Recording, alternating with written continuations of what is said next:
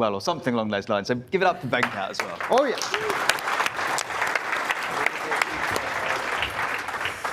So Venkat asked us to keynote this, and I learned a massive lesson from Raju, which is basically if you ignore Venkat for long enough, he'll stop asking you to keynote. I need to do that next year because I didn't. Why? You don't enjoy this? That's true. Actually, Venkat asked for a keynote very similar to the closing keynote which I gave at DevOps UK just over a year ago. And I looked at the slides, and my God, a lot changes in a year in the space of AI. Right. So, sorry, Venkat, this is slightly different, but hopefully just as good. So what happened next after Simon looked at his old slides and like, this is all crap? What did you do? I said, Baruch, we need some more slides. Can you make some slides and present with me? Exactly. What are we talking about today, Baruch? But that's the first time pretty much you see the slides. So remember how Venkat said that we won't be offended if we walk away? He lied. We will be very offended if you walk away. Don't do that, and you don't have any other sessions to go to anyway. So yes, we are going to talk about how you can take an AI tool and make it an AI teammate, right? So first of all, why don't we do a show of hands very quickly? Who uses an AI agent daily today? And I'm not talking about an autocomplete, code complete, something like that. I'm talking about an actual agent that does agentic processes, that kind of thing. Okay, a reasonable number. Well, almost. Well, that's the conference. Hands up. We are like, you're not stretching enough. Yeah, here we go. Okay. How many of you? Oh, hands up. Okay. How many of you trust it? Like, it wrote the code. It's fine. I'm not gonna look. Yeah, my bro Victor, of course, this is what we do, but everybody else I expect hands down by now. My hands up. Right, hold that thought, we'll come back to it. Okay. All right.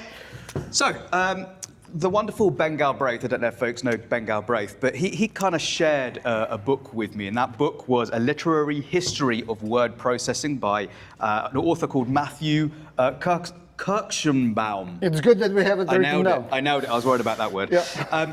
And that book is really about the flow and the process of how word processors really came out in the early 1980s. And the key thing was that there were a group of people who were absolutely terrified when that happened. And it was authors, writers. A word processor came out, and all of a sudden their craft of using a typewriter, and these typewriters, I did about a decade at IBM in Hursley in the UK, and they have this wonderful museum. And I saw all these wonderful typewriters with this kind of like ball that hits and stuff like that. Amazing. I expected you to say I did a decade working with typewriters. Yeah, and that's how I used to code, right? Right, yeah. And so authors were absolutely terrified. They were worried that it was going to take their jobs. They were worried that all of a sudden anyone can be an author, and anyone can write. That sounds familiar, right? People feeling that connection, right? One of the things as well, writers felt ashamed when they started using word processors. They felt like cheating, right? They felt like they were hiding that from other people because they didn't want to be seen as someone who was vibe typing. Is that vibe typing? Vibe typing. Yeah. So think about Claude Code and whatever, like Codex instead. Think about your daily stand-up, and when you need to say, I wrote the code, or AI wrote the code, right? And should I say that AI wrote it? That's exactly the same. Yep. Well, if it's JavaScript, I probably would. I wouldn't want the embarrassment of someone thinking I wrote JavaScript. I didn't write it. I will never trust code that I didn't write myself. I just asked you if you trust AI. All of you, except of Victor, said no. And that means that you don't trust the code that you didn't write yourself. That could literally be your quote. Now, tell me when this was told first. Just shout it out. 1950s. 1950s, Grace Hopper, Real Admiral Grace Hopper, invented a compiler. And she went to programmers and said, hey, you don't need to write the bytecode anymore, or assembly anymore. We have a compiler. And they told her that. I will never trust the code I didn't write myself. And yet here we are, Yep. The quote from Grace, she said, I had a running compiler and no one would touch it because people didn't trust it. Right? So let's look at the record. Let's look what changed. Right? So we had assembly and then we had compilers that we didn't trust. And then we had object-oriented and people went and say, hey, who needs classes? Classes are just a like abstraction that we don't need. We're completely fine with procedural code. And then people said, virtual machines? No, we have to run it on bare metal because virtual machines will never give us the performance that we need.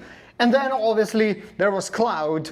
And who can think about running their code on someone else's machine that is somewhere in the cloud? What a terrible idea it is. And who knows what else the future will bring. So every iteration starts with rejection, starts with panic, and then progress. And yeah, absolutely. And that's the exactly key. what happened. That's the key. Panic, then progress. And when progress happens, people get used to it, and then they never want to go back. Exactly. Right? They're used to that panic. They're used to that progress, sorry. Sometimes used to that panic as well. Yes, here we are. Now, the wonderful author Arthur C. Clarke actually came out of retirement once word processors came around. He doubled his output with a quarter of the effort. The drudgery has been taken away from writing. Very, very interesting quote. As well as that, there are a number of other people. We have Amy Tan, Asimov, Anne Rice. They actually did their best work after adopting a word processor afterwards, right? Ultimately, the tool that they used didn't replace the craft. It essentially amplified it. And now I need someone to tell me, hey, Baruch, but this time it's different. Hey, Baruch. I can't remember, sorry. This time it's different. You know what? You ready? You're absolutely absolutely right. Yep. This time it is different because that's the first time that our next leap is from something that is predictable and non-stochastic and deterministic to non-deterministic stuff. Right? And this is scary because every previous step was deterministic, same source, same binary, we know exactly what happens. We know exactly how the code gets from one state to another, guaranteed. And this is the first time when we have the non-deterministic shift. We do exactly the same prompt, and we get slightly different results. Now, it is fine if we write prose. When my agent writes an email to Simon why I'm late for work, I don't mind if it's a little bit different. I won't even read it, and he probably won't read it as well. So who cares? My agent will read it. Exactly, and summarize it. Baruch is late. Response. Yeah. Exactly. But when we are talking about generation of code, slightly different is a recipe for disaster, right? And that's genuinely scary. That's legitimately scary, particularly when we're used to those deterministic things happening in our workflows, in our CI, in our day-to-day. Right. Who remembers the wonderful movie Back to the Future? Everybody. Who remembers how the DeLorean's engine, Mr. Fusion, works? What do you put in? Garbage. What do you get out? Energy. We are dealing with the opposite.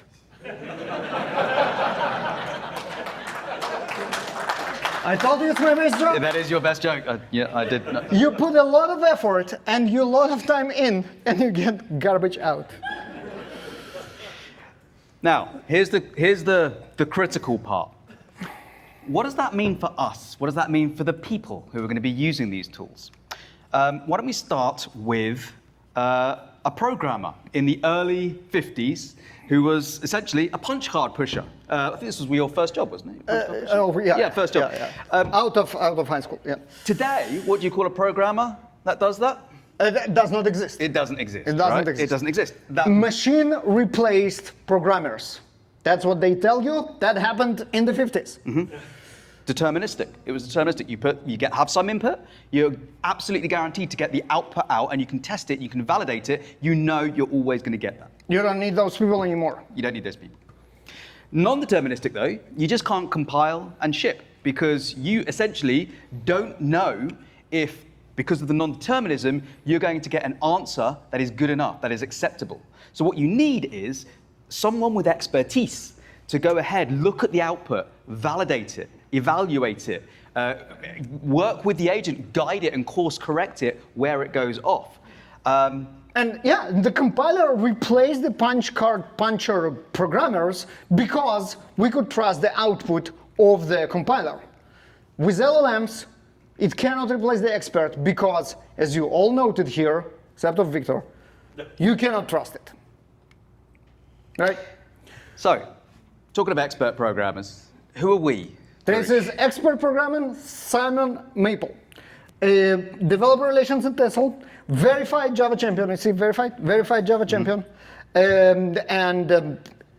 His job is to make things work. I do it very badly. But they work. And Baruch Sadegowski also works at Tesla.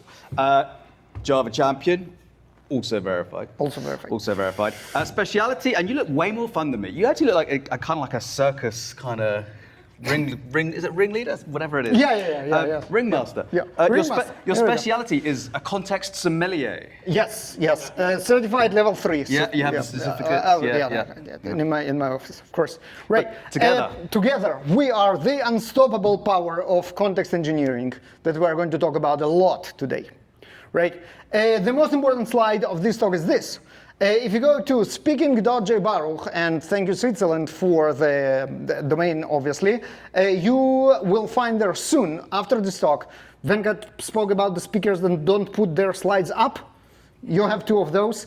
But I promise you, an hour after the talk, after the happy hour, it will be there.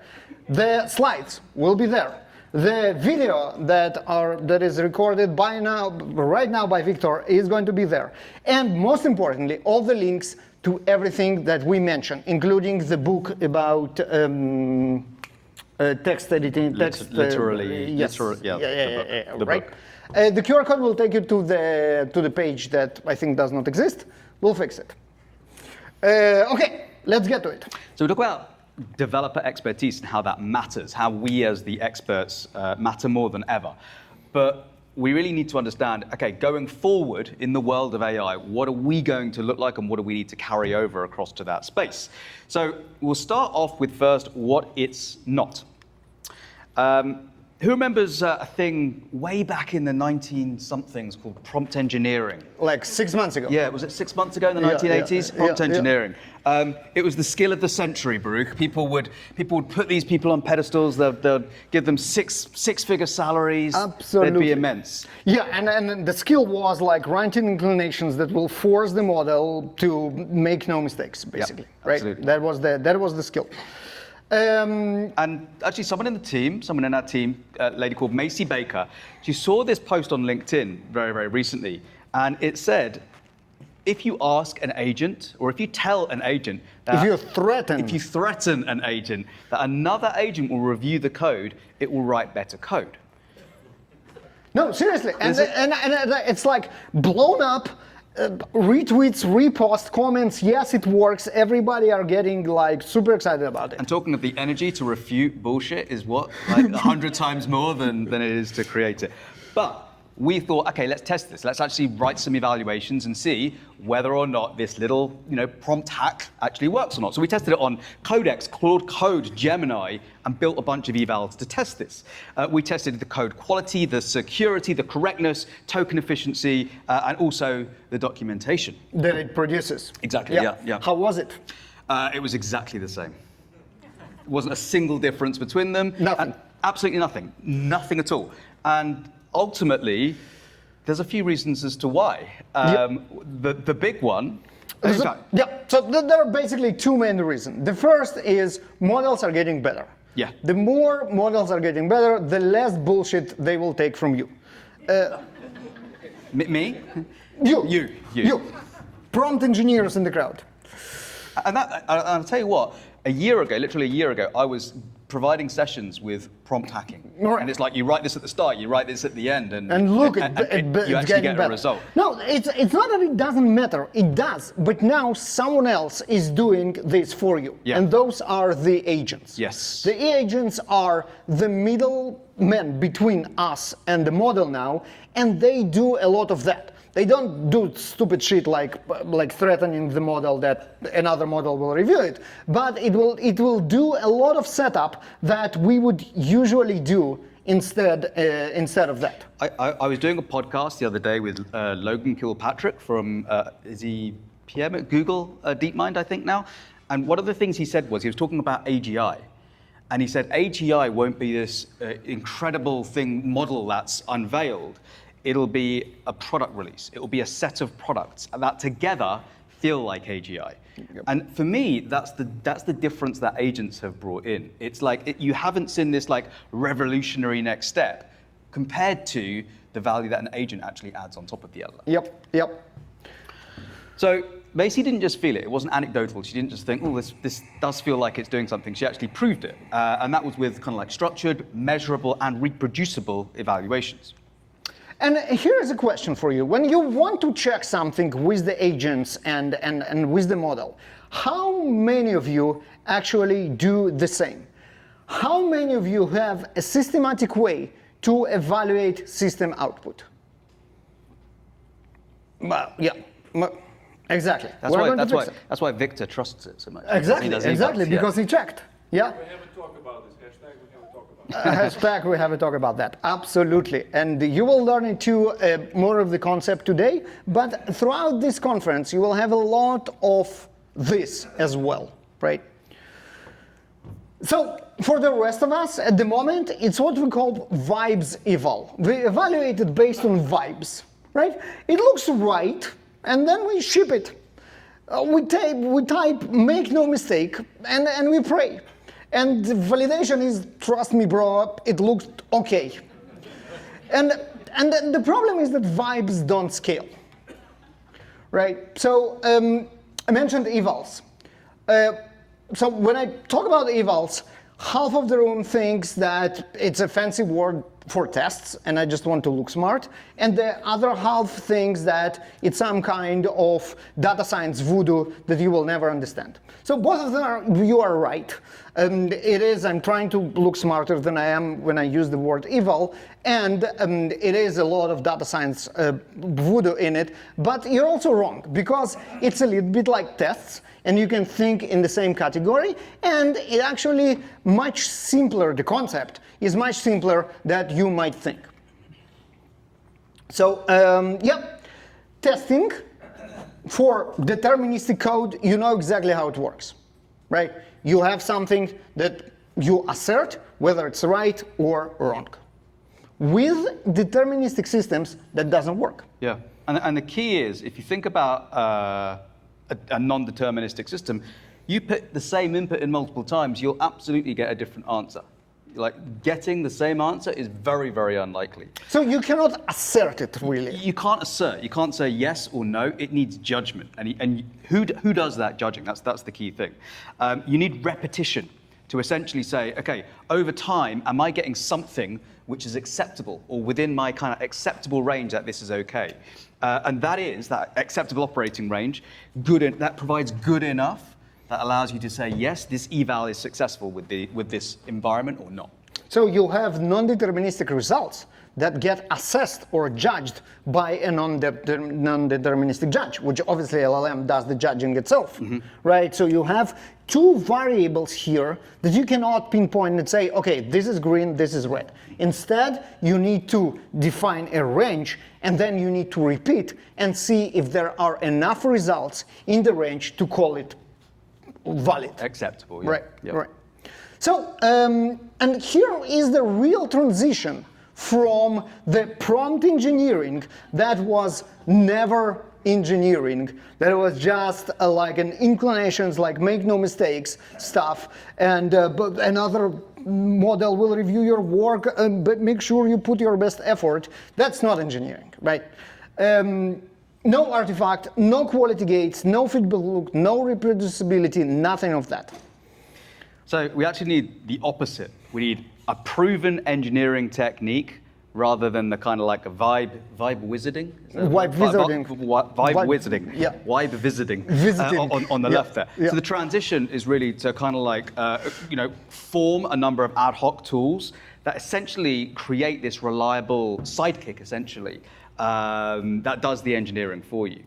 And in order for us to think about AI to be a sidekick, to be that teammate, it needs to be a software engineer that does these processes the way we would do it, the way we expect human teammates to do that. So instead of prompt engineering, we want to build context engineering, and essentially we want to kind of build a context engineer. Yes. Right. And what makes a good software engineer / context engineer? No.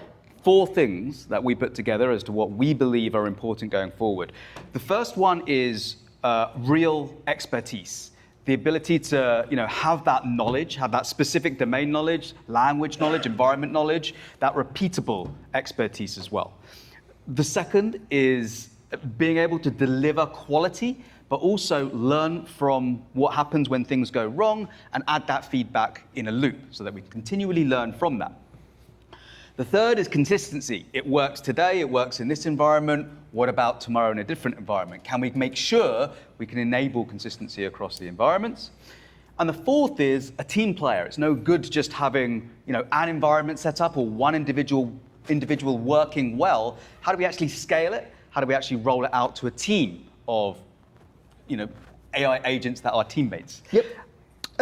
That's the job description. Yeah. Right. That job description for our AI sidekick teammate that is based on context engineering, and now we can start building it. So a real example actually was a capability that you created recently, last couple of weeks or so, and it was called the Good OSS Citizen capability. And what it does is, who's an open source maintainer here? Who's had a bunch of slop come in as a pull request? Yeah. Two hands at the back there, waving two hands.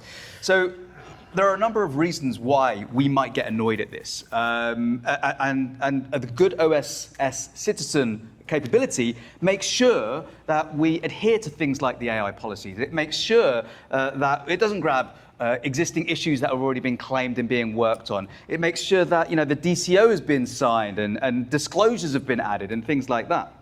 So this is an experienced software engineer, experienced open source contributor knowledge, right? So we take a knowledge of how people should behave in an open source space, and then we implant it into the agent. That's the skills that our agent needs to know, and this is the first box. And the key thing is, this isn't training, this is on top of the training. This is knowledge about guiding it of how to work in a specific way. Now, training knows how to write code. Mm-hmm. Very surprising number from this research that I did when I created the Good Open Source Citizen is that more than 85% of the PRs that people are submitting for open source eventually get accepted, which means that the code is good because the model knows how to write code. The problem is everything around it. The problem is the behavior. Now, the behavior is something that is teachable as a capability that we can install in an agent, and that's the first checkbox. Now, let me show you what happened when I started to train this agent to get better in the open source contributions. So we started with 15%. That's the baseline. This is how good the model behaved in open source, just with the pure model and agent. And this is the 15% baseline is why open source contributors hate AI contributions. So this means baseline, without any capabilities, the model was able to 15% of the time, or rather, did 50% of the to a level only 15% correct. Yeah. In that pull request. Right, and we're going to talk in a sec what it did wrong, right? And then after teaching it what it needs to do, it actually jumped to 27%. 27% is better, but still pretty terrible. Next thing I did, I said, whatever can be scripted, whatever can be deterministic, like checking for existing AI policy file. I don't need any reasoning, I just need you to go to GitHub and find this file. It can be done in a script. And we immediately saw another uplift to 65%. Now, with 65%, it sometimes did what it needed to do, and sometimes it just didn't. We have a way to enforce behavior in an agent which are always on rules. I added the rules, and it jumped to almost 100%. 99% of the experiments of go and behave well in open source projects were actually successful. So that's why delivers quality and learns look like. It learned over time, over those iterations, yes, guided by me, but eventually it did all the improvement by itself to get from 15% to almost 100%. Right, now I promised you to talk about like 15%. The first thing I did is generating some evals for the system and run those evals to check how it works. The baseline, no capabilities, just a Claude code as it is, scored 92.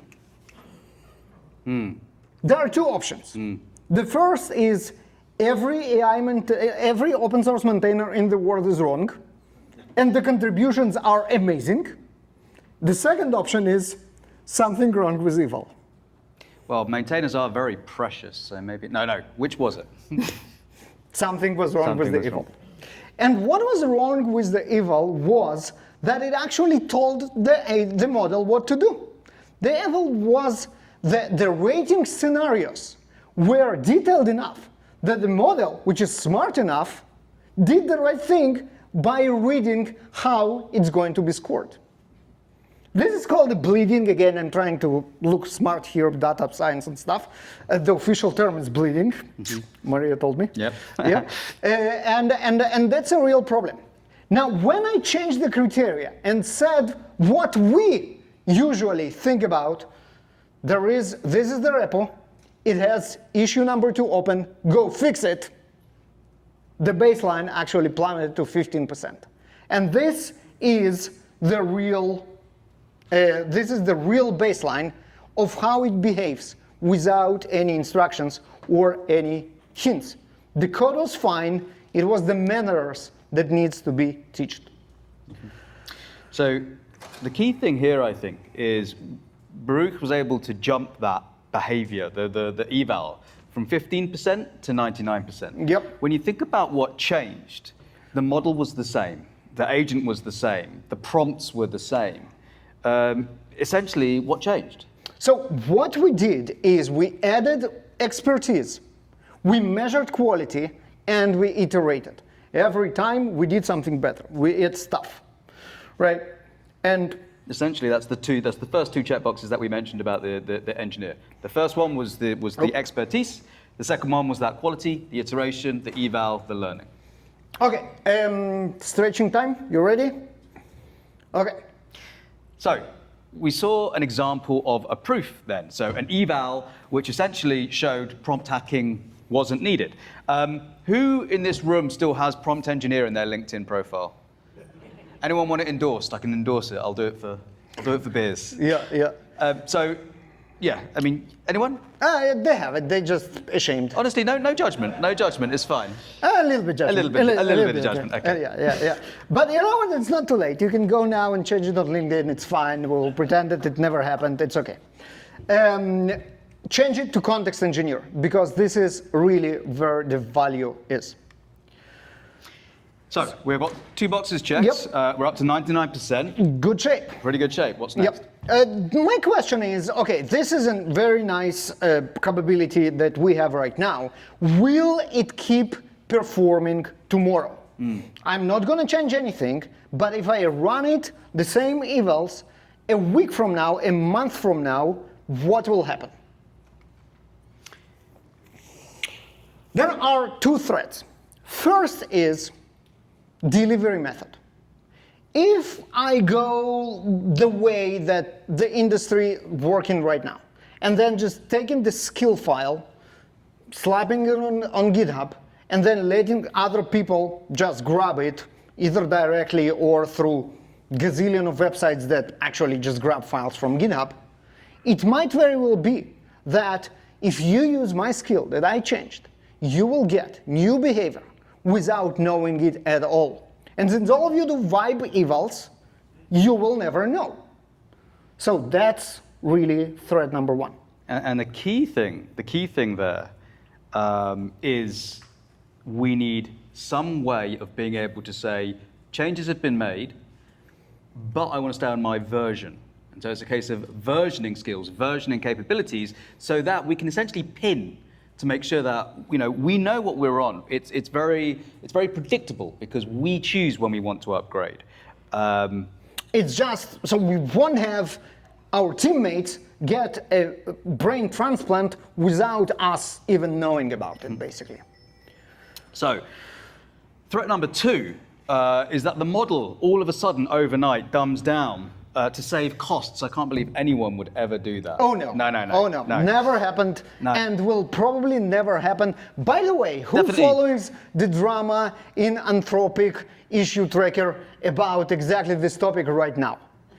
This is the most fascinating thing out there that happens today. It's better than any news, it's better than any show on the TV, what is going on. Now, the way I discovered it is pretty terrifying. Let me do this thing, yes. So I run the same eval on my good open source citizen. First was March 27, 2 weeks ago, scored, as you saw, 100%. And then I ran it again April 9th, 4 days ago. 6. I'm not kidding you, nothing changed. 6%. And I'm like, what happened? And the reason you caught it?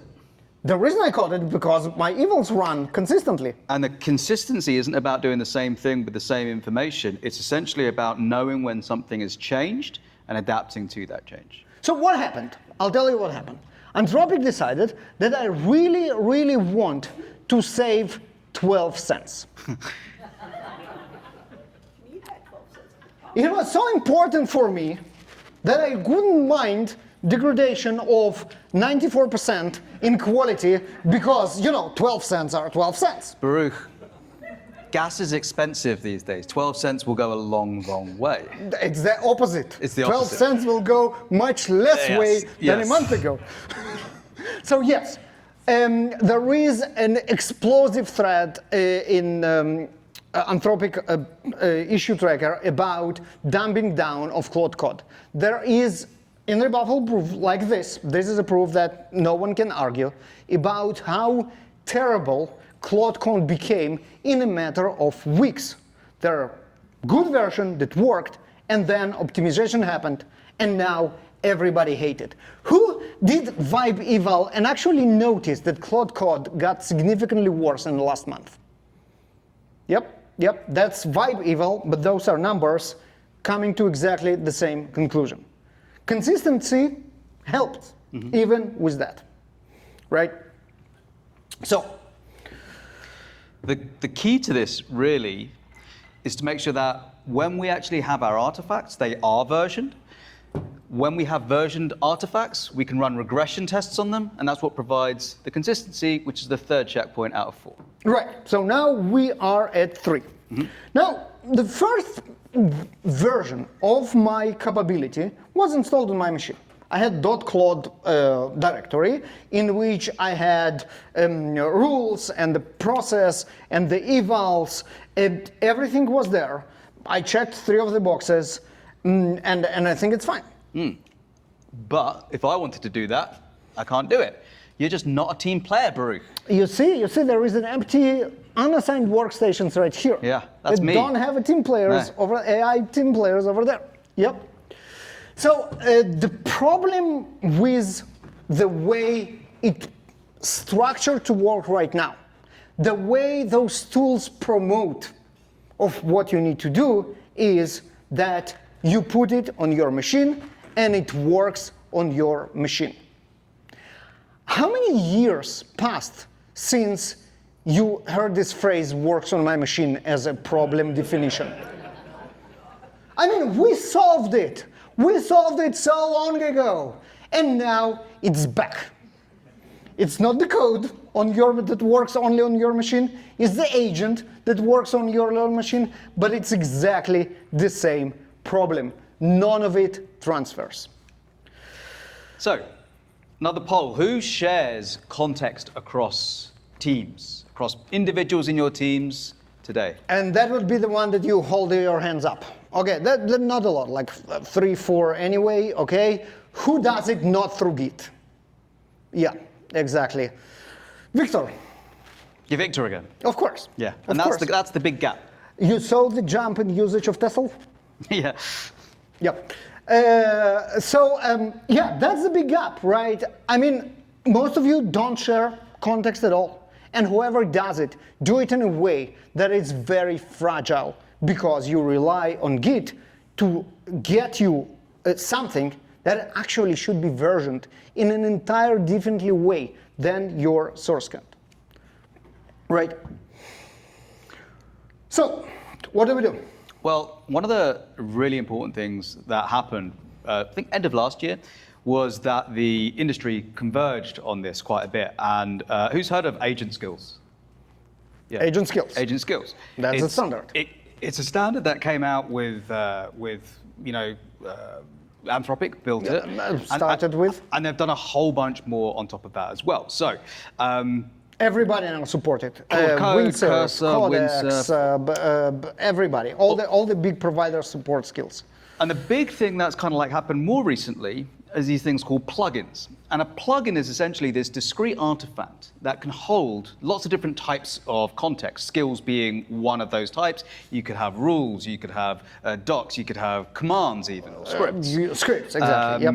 And it's essentially like a binary. It's like a container image that we used to years ago use, or we still do, right? We still do. Yeah, I mean, the agents use it now. The agents do. Yeah. So you basically take skills for reasoning, you take script for the deterministic parts, and you take rules which are always on instructions, and then you pack all of them in an artifact that is called the plugin.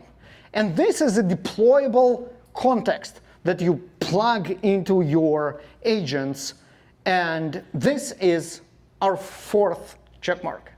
Right? Now, the good open source citizen is package the artifact that anyone on the team or any of you can install, and then they will get same skills, same rules, same evals, and every human engineer gets the same AI teammate sidekick that will do exactly the same way. And the open source maintainers can instruct their contributors to take this capability, to take this plugin, run it on their machine, and produce better AI open source contributions in a repeatable way.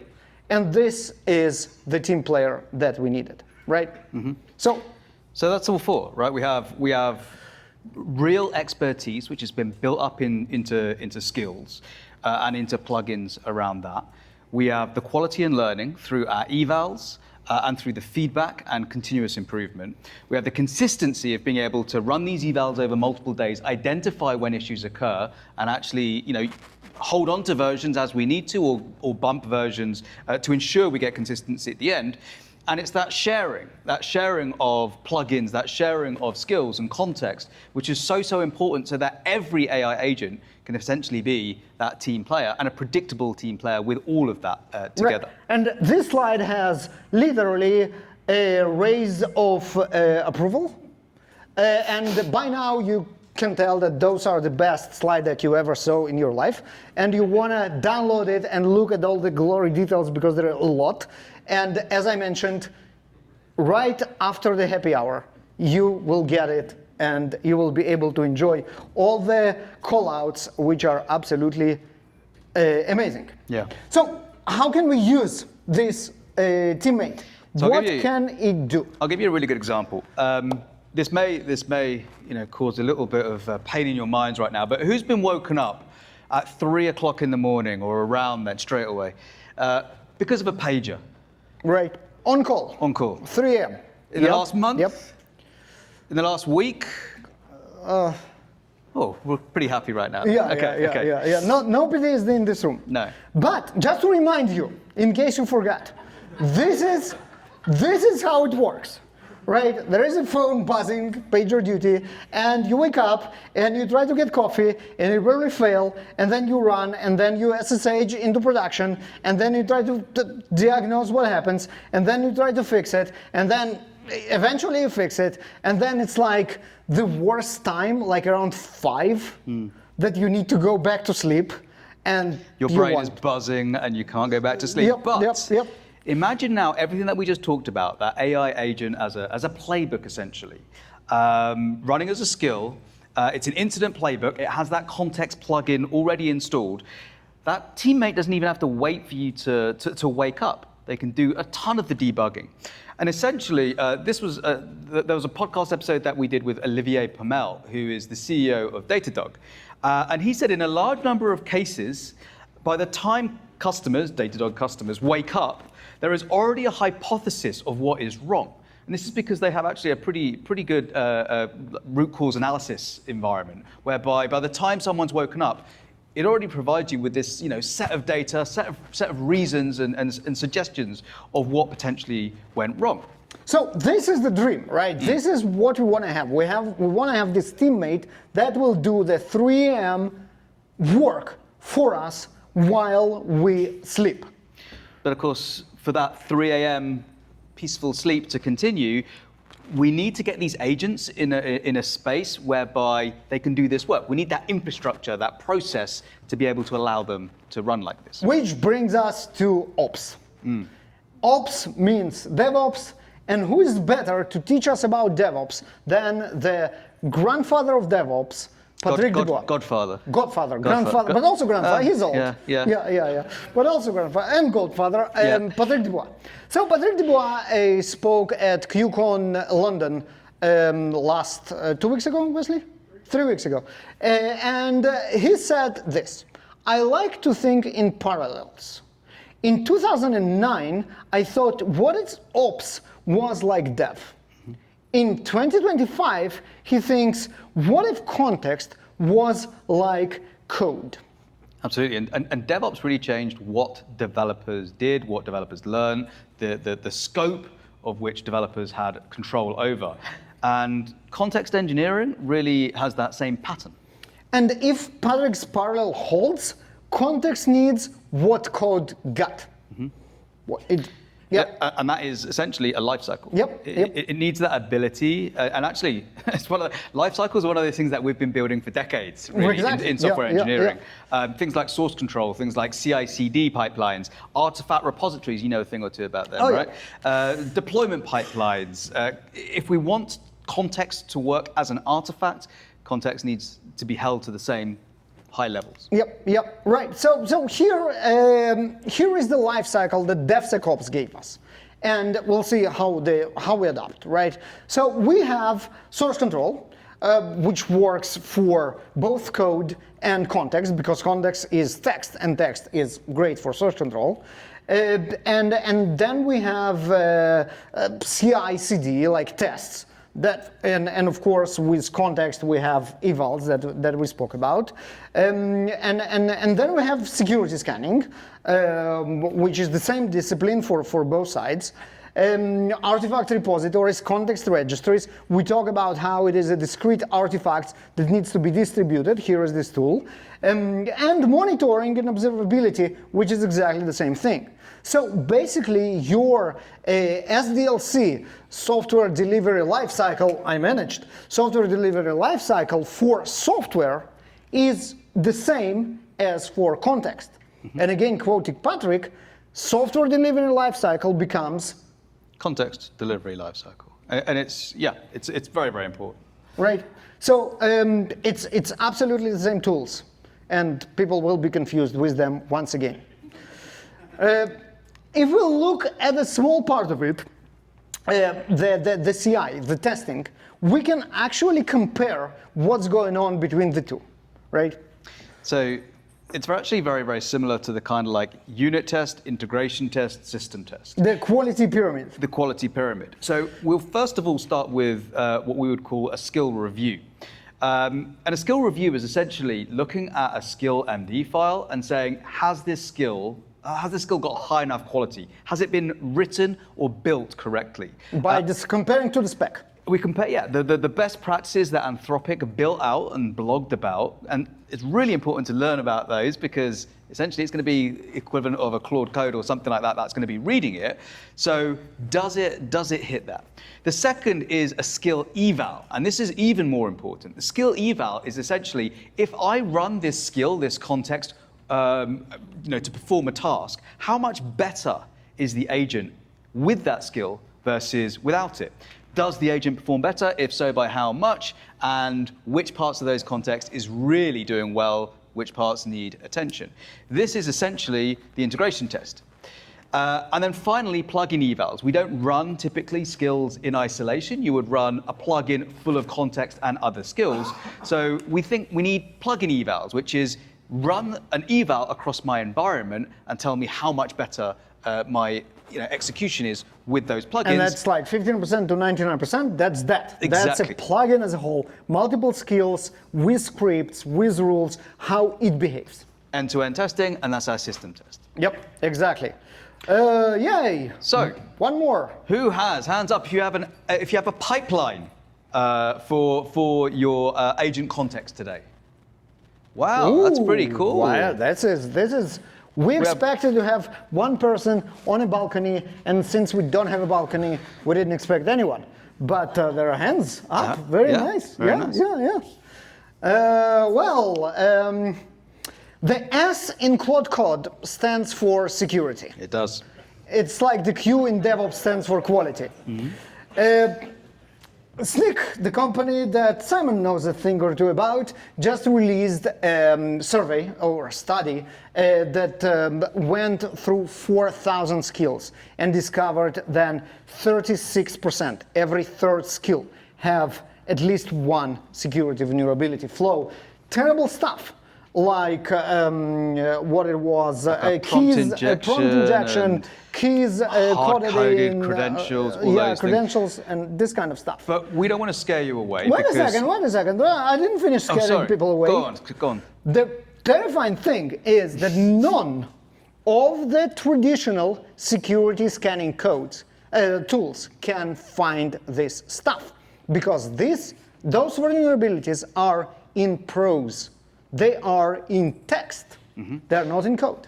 But we have new tests. We have new tools that will essentially look through these, identify, and very often LLM as a judge as well, because what is better at looking at text than an LLM? So LLM as a judge can look at the skills, look at the context, and identify where potentially prompt injection and hard-coded secrets can exist. You can't do that with a test because the input can always be slightly different. So we have the new tools for that same era, and it kind of like reminds me of the DEPS problem, the problem with security issues in third-party dependencies. It can be scary at first, but we can add scanners, we can add them to registries, we have trust chains, we have CI/CD tests. It's business as usual. We just need new scanners, basically. New scanners, new tools. Yeah. And the last part is artifact repositories. Solve the problem, work on my machine for binaries. Context registry, versioned, quality scored, solves the works for my machine for context. Shareable, versioned, quality scored, all this stuff guarantees that we have the artifacts which are exactly the artifacts that we want in the right time that we want and the right way that we want it. So we looked at the quality part in particular just there, but actually, and we talked a little bit about security, but let's see how it fits in the entire pipeline as it goes. So typically CI triggers on code changes, whether it's running tests and running security scans and those types of things. But for context, what we essentially need is the exact same thing for any time a piece of context change. So when a piece of context changed, we need to kick off the eval pipeline. It triggers, runs evals across commits, it scans for potential prompt injections and other new types of issues in our context. The last thing is we report on that quality. We report on the security scans. And at that stage, we need someone to make that judgment. And that judgment is essentially trying to catch that 92% issue, that 92% lie that you saw. And of course, that 3-line SSH exfiltration before it actually gets to production and actually ships. Exactly. And as you would expect from a talk that mentions Patrick Dubois, here is the infinity loop of DevOps. And the infinity loops for DevOps works perfectly fine for context, right? So we start with writing context, and then we review the context, and then we eval the context, and then we secure it with security scanners, and then we publish it in the context registry, and then someone else on our team goes and installs it, and then it starts to run. We need to monitor it, evals again, and once we have this loop, we can actually go ahead and start improving it. The agentic software development lifecycle, it's right there, and this is not new. That was good, perfect timing.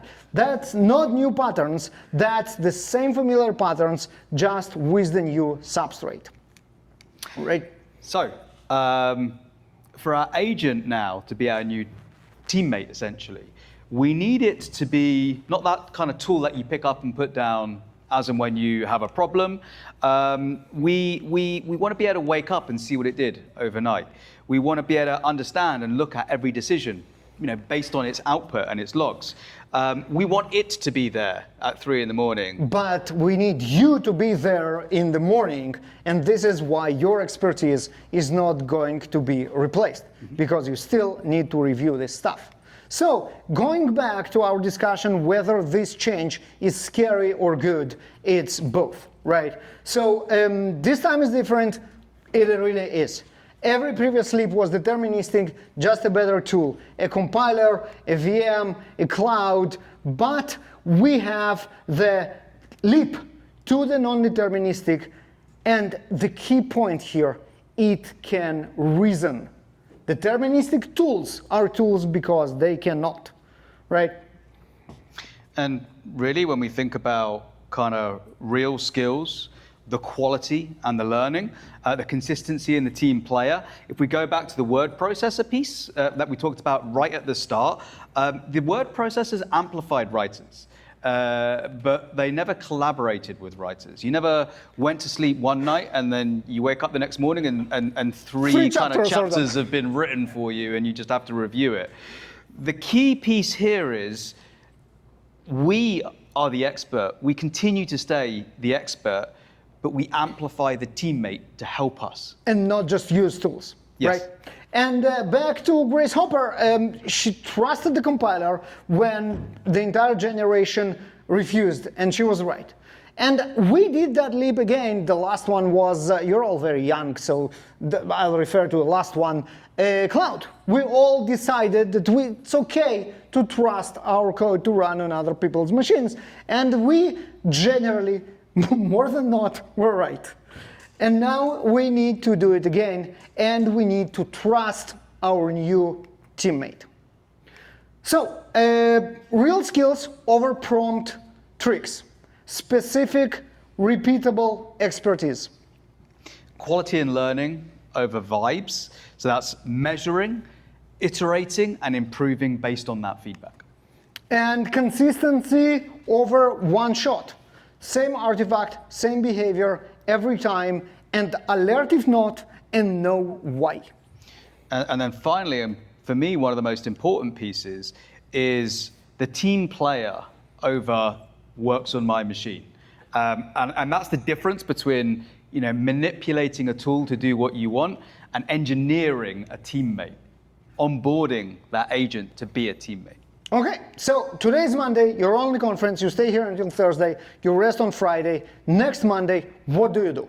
I would love people to kind of find a piece of knowledge. That knowledge could be anything from Maybe it's a code review, maybe it's some, I don't know, some style guides, maybe it's something that's policy or something that you do in a particular way. Build it as a skill, add it as a rule, package it as a plugin, and share it with your colleagues via some context registry, wherever. But share it with your colleagues and allow other people to be able to use that as a plugin. Just don't download random stuff from Git. Sure. Yeah, you shouldn't. You shouldn't. All right. So with that, thank you very much. This is Simon Maple. And this is Baruch. And that's a good boy that is not with us, but in spirit. The QR code that will take you to the right page that you will download those amazing slides with all the links, which are very, very important, right after the happy hour. And now we stand between you and drinks, but we'll also have 10 minutes to keep you here before the drinks are ready. So ask good questions so you won't feel that we're wasting your time. Thank you very much.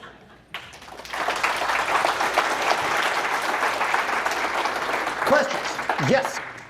When you refer to artifacts, what do you mean? Can you give us an example by artifacts?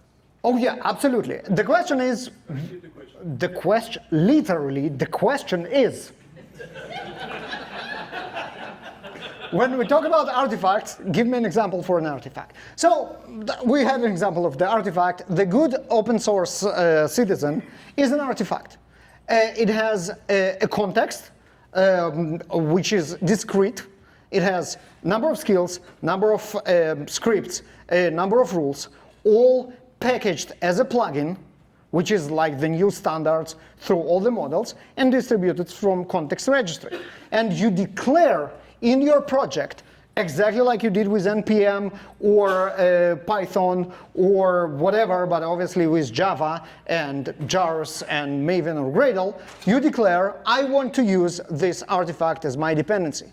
It will download it, install it, and implant in its own brain of how to use this particular task correctly. Yes? So what's the difference between like a CLI tool that gives you all the information on how to use it versus that artifact? The difference between CLI tool that does that and the context artifact is that context artifact is not a CLI tool. That's funny. It's not a CLI tool. It's a part of the ecosystem that you can mix and match and combine that works within one ecosystem, right? So think about, literally, think about your, what's your stack? What are you coding with? Huh? No, like a code, like old style. Think 20 years ago. 20 years ago, like 2025. Java. JavaScript node. NPM package JSON with dependencies that suddenly appear in your code. And your code now knows to do stuff that it didn't know to do before. That's exactly that. That's 100% the package JSON that we are talking about. And to add to that, like one of the things that, if you was to provide a CLI and that CLI does something a specific way, every single user of that CLI will have to use it that same way.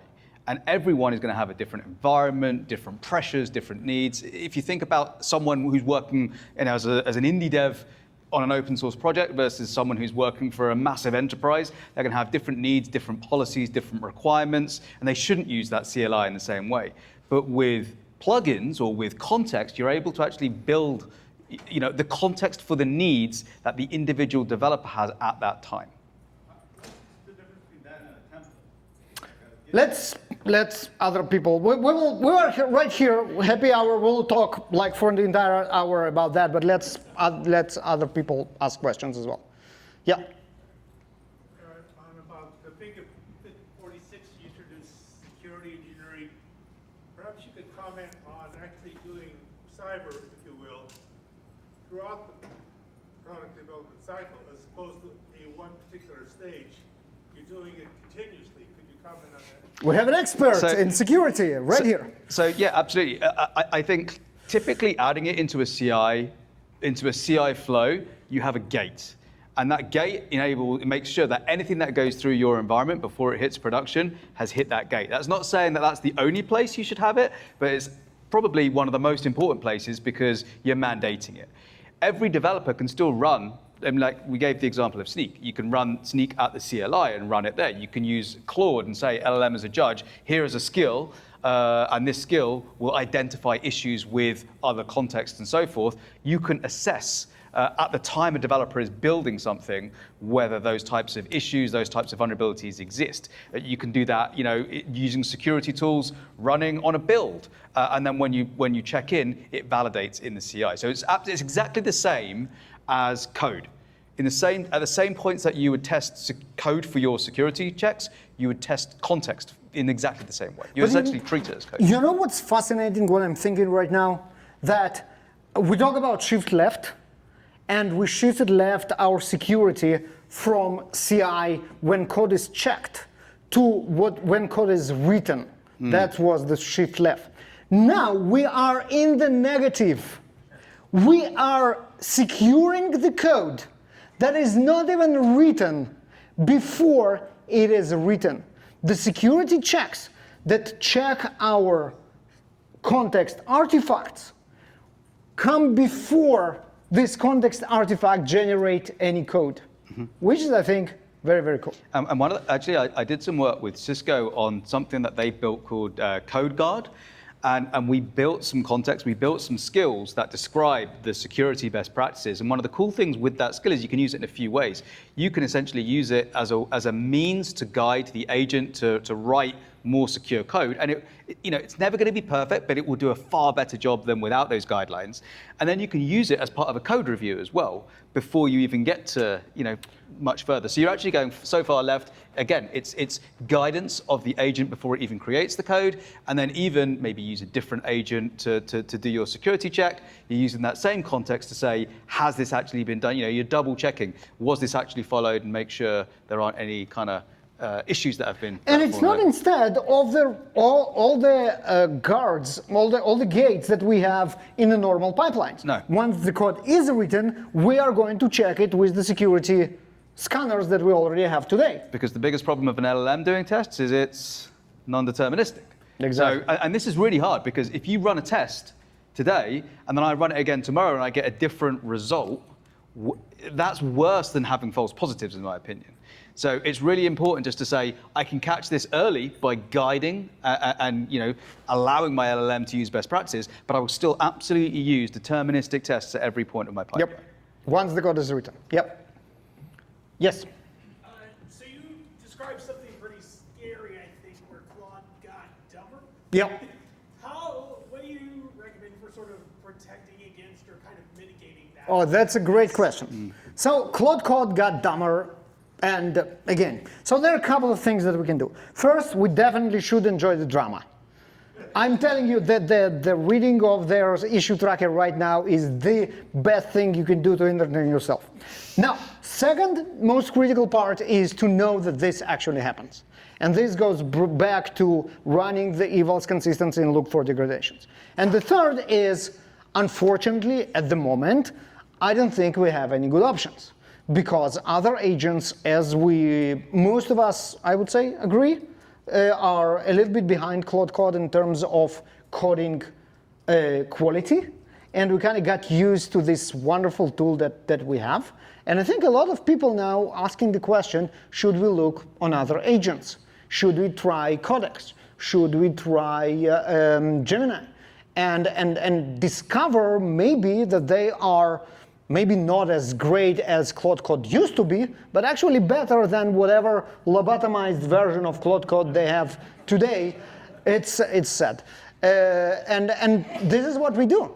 And this is our expertise right there. This is why we are still and probably won't ever be replaceable, because we can see that, we can act upon, and hopefully punish whoever dumps their model with our hardly earned dollars. I mean, it happens to real teammates as well, normally every Monday morning, sometimes Friday afternoon.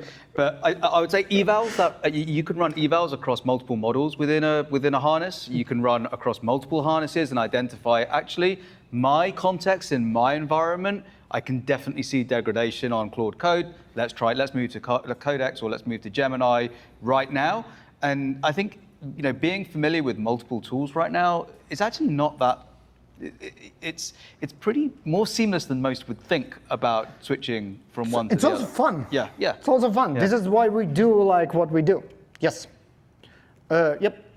So say something gets through, I've seen a lot of concerns from our security teams stating that the attack surface, once you're putting agents in the pipeline, grows dramatically, especially if you're in something like GitHub Actions, it pulls a token, opens PRs and multiple repos. How do you mitigate that? How do you answer those concerns? Security. Okay. Right there. Yeah. Really, really good questions. I would say it's a permissions game. So being able to absolutely state what an agent can and can't do through very, very strict permissions is very, very important. Ultimately, if human in the loop is very, very important, but that of course slows down pipelines. So you don't want to put a human in the loop every single time for a pipeline. You can add validation checks to validate, to say, maybe you have another LLM validate what this particular LLM is trying to do. Maybe there is an output that it can actually create some commands that are then executed, and you're validating, you're testing against those commands to see that those are actually reasonable commands to make. But essentially, the best we can probably do right now is to test the output of the LLM versus try and stop the LLM doing something. The best we could probably do in trying to stop an LLM trying to do something, again, is when we use LLMs in the pipeline, add skills, add context into that to say what is good guidance and what is not good guidance, what should it do, what shouldn't it do, and when should it actually request human in the loop. But it's the non-determinism, so it's the ultimate problem with trying to expect predictability in something that's non-deterministic. But also models and agents get better. I read a very funny tweet this morning post this morning about someone who was asked to give, they worked with an agent, and the agent hey, do you want to give me your GitHub token? I will fix your GitHub action. And they're like, okay. They gave it a GitHub token. They fixed the agent GitHub action, and the next reply was, "You just leaked your GitHub token. Go change it manually." So the agents and the models start to think about that as well, and that will make our lives easier. Yes.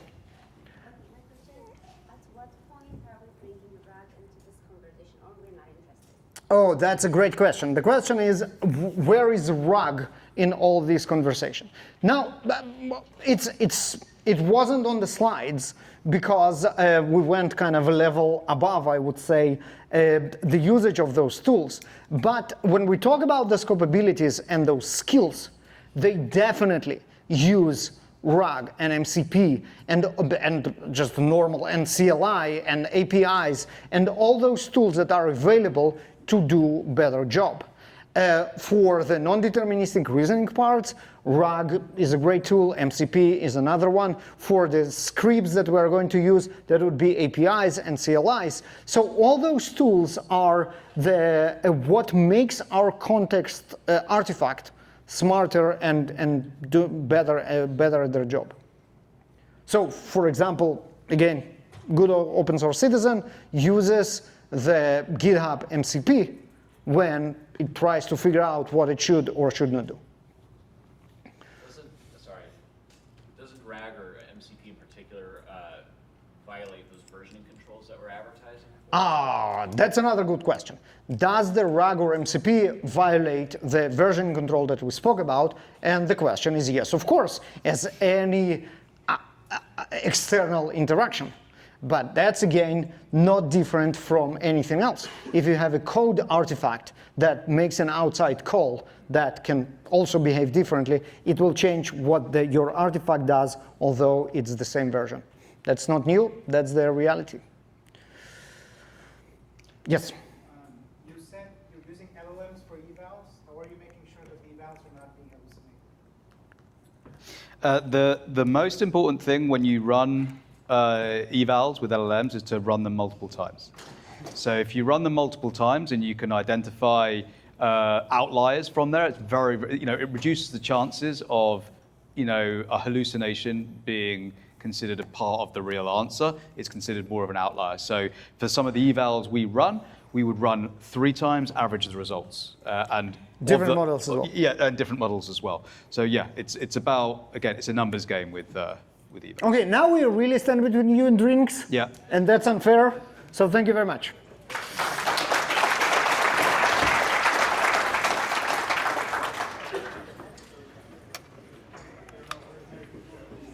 job, man.